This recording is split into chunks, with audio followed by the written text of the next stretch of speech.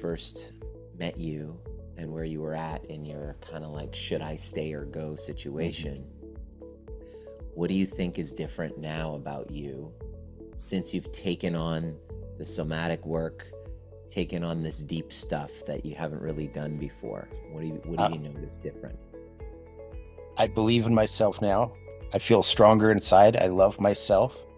I could never say that I loved myself before. Even myself, I've been trying to pass that on to my kids, and it's amazing. It's just night and day with them. Tell me the difference. Tell me what it was like before and tell me what it's like now. So before, they were similar to myself. You look at yourself in the mirror. My daughter would just start crying if I told her to say I love you to yourself. Now she's right in there. My son is the same way. They can look in the mirror now and say I love you to themselves. To themselves. And how old are they again? My son is 9 and my daughter's 11. And they feel it, and when they say it, they can feel it, hey? They feel it, yeah. So because you took this on, when you first were to show them like a sense of self, a sense of who they are, you would have thought that they were like in tears, crying. What was it like before, as far as their sense of self-worth, their sense of confidence, their sense of who they are?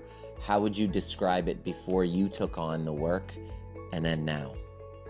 They were lacking pretty much everything. The self-confidence, their compassion to themselves. It was just, it's been amazing. It's night and day. I wish maybe one of these days I'll introduce you to them. It's just unbelievable. They've excelled in school. They've excelled in sports. They've excelled in just in life in general. It's amazing. I could feel your emotion in that, man. Yeah.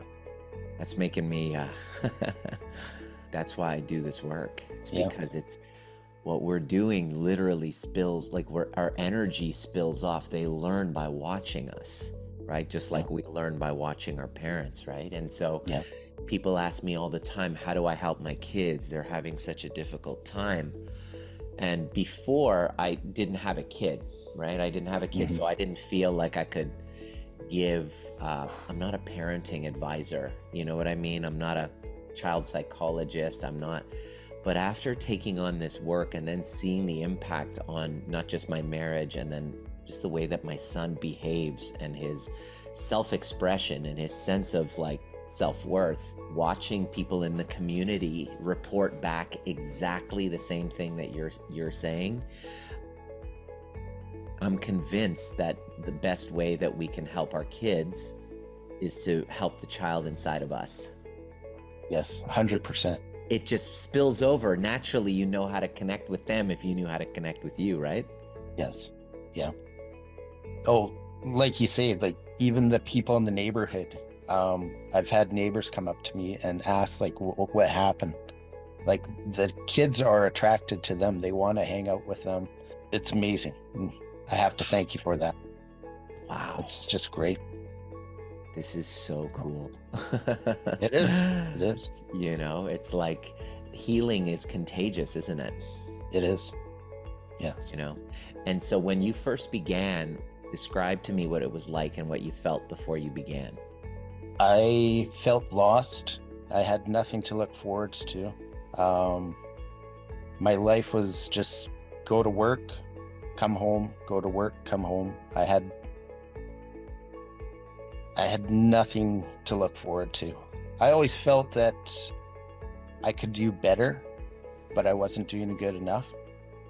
I was struggling with telling myself that I actually did a good job, that I've been doing a good job. What was that showing up like in your relationship and relationships and work? I would push myself away. There was always that wall. I was afraid to move forward. I was afraid to feel love for myself, so I couldn't project it to my partner or to my kids or to actually anyone. Just that it felt like something was missing. Would you notice like disconnection and then reactivity? Like tell me a little bit about that with as far as reactivity goes. I would end up jumping to conclusions. I think that was one of my big problems. I jumped to conclusions. Like a victim, constantly going into a victim story. Exactly. Yeah. Oh, for sure. Like, what are you out to get me type of thing? That's conclusion that you're trying to hurt me, you're trying to get me, you're after me, or So what made you decide to start working with me? I thought I was losing myself. My wife, I think she had enough with me. I wasn't there for her. I wasn't there for myself, and she could see it. And she had enough. She had enough, which I'm very grateful for her to be like that, because if that didn't happen, I would have never met you, and I don't think I would have changed. Like they say, 70% of women initiate a divorce, and it's because they've been trying to communicate and trying to get through. But when a man is kind of conditioned to be shut down, dissociated from his feelings, numbing himself, kind of living under toxic shame and not knowing how to be with these darker parts of himself, because nobody really taught us. Finally, after years, then the checkout happens and then they're gone. And then this is kind of like it was blindsiding for you, wasn't it? You had heard her complaining, but you didn't do anything. Yeah, I would just blow it off and continue with my day. I would spend my time outside working on my tools, working just anywhere, but I was avoiding her. Yeah, just culture of avoidance, right? Who wants to be with that discomfort? She's unhappy. I don't want to be somewhere where I feel like a bad guy, so I'm just going to keep going into my little cave. And then the wake-up call happened. And what led you to want to reach out to me in the first place? Tell me that. Like, what was the kind of inciting factor? What was the factor that said, like, what do I do? Like, and where did we begin? The day that she said that she's had enough, that she's moving out. That was the wake-up call. It was. I knew something had to be changed. See, I didn't know where to go, what to do. I thought I was always in the right, so I believed that I was right, everybody else was wrong. It was the overview experience was where you began. That's right. What was the big shift for you, if you could recall back? I don't think I've ever really been in touch with my inner child. I think that was one of the first times where I became quite close, just for that instant. And I remember we had a meditation, and I shut down and I started shaking, and it was amazing, like just being able to be brought back to that one moment. Sounds like you felt a connection. I've never had that connection. Yeah. That opened a door, and you've been doing the work ever since. And so what would you say your biggest wins? Tell me what come up for you. There's been so much, lots of minor things to become more magnetic. Just walking through the public, I'm not afraid to talk anymore.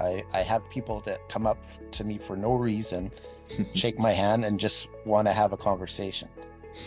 It's amazing. Like, that didn't happen before. Never. So you become kind of like a safe person to connect with, to talk to. Has there been any shifts at work that you've noticed in terms of your workplace? What have you been able to accomplish there? I think I've become more of a friend to people rather than a foe, rather than constantly arguing. And with that came a raise and a promotion. Interesting. So leadership. Very much so. Leadership has been emerging from you as well since taking this on.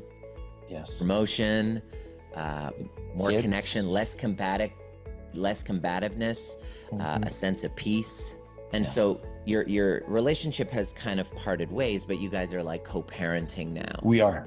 Tell me about that. Tell me about how that is going for you. So it was very difficult for me right up till Christmas.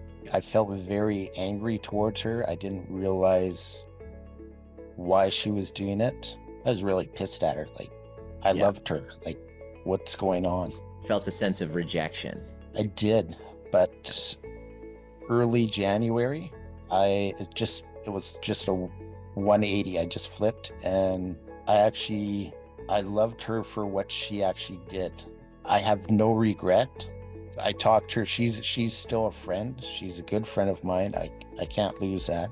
Everything that she's done has just been amazing.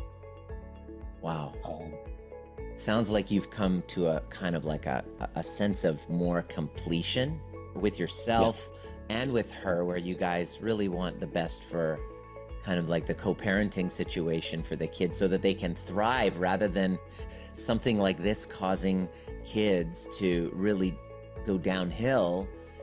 It sounds like you guys are actually working together to make sure that that doesn't happen. It's pretty awesome, man. it is. I'm proud of you, brother. Yeah. My life has changed. Thanks to you. I am a new me.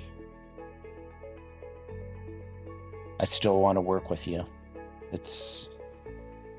I never believed that this would ever happen, and I do appreciate it. I get to just kind of like point you somewhere, and then you're the one that does the work, right? It's not me that's doing it. I'm there. I hold space. I help you make sense of your situation, and then give you some tools and some strategies so that you can then relate to yourself differently, because it's really about your relationship with you. But I'm super grateful that you've taken this on, like our cycle breakers in our academy, and then you're literally breaking the cycle and teaching your kids what you never had growing up, which is the best gift of all. Like, that's priceless. So I'm super duper stoked for you. And what would you say to somebody who, is in that space, that limbo? Should I stay? Should I go? In that purgatory? What would you tell them if they're on the fence about attending the overview experience? I would tell them that it is worth it. I would say you have to try it. It will change your life. Everything that I've learned so far, and I know I have lots more to learn, but every single minute of it has been worth it for me. Beautiful. Brother, thank you. Thank you so much. So awesome. Yeah. No, thank you.